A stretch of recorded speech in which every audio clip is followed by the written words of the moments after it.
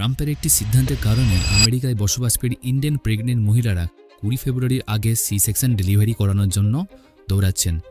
আসলে যেসব ভারতীয়রা আমেরিকায় চাকরি করতে যান তাদের অস্থায়ী H-1B ভিসা দেওয়া হয়, যা শুধুমাত্র তাদের চাকরির সময় পর্যন্ত বৈধ থাকে। তবে আমেরিকায় একটি ল রয়েছে, যে কোনো শিশু আমেরিকায় জন্ম নিলে তাকে আমেরিকার নাগরিক হিসেবে গণ্য করা হয়, যদিও তার বাবা মা বিদেশি হন।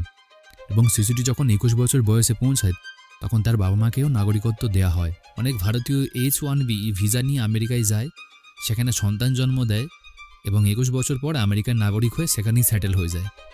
তবে রিসেন্টলি ট্রাম্প এই আইনটি বাতিল করার কথা বলেছে, যার ফলে 20 ফেব্রুয়ারির পর জন্ম নেওয়া ভারতীয় শিশু এবং তাদের বাবা মার সেখানে সিটিজেনশিপ পাবে না।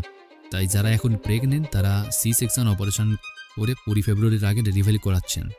ভিডিওটা শেয়ার করে দাও, আর এরকম কারেন্ট অ্যাফেয়ার্স ভিডিও দেখার জন্য সাবস্ক্রাইব বা ফলো করে নাও।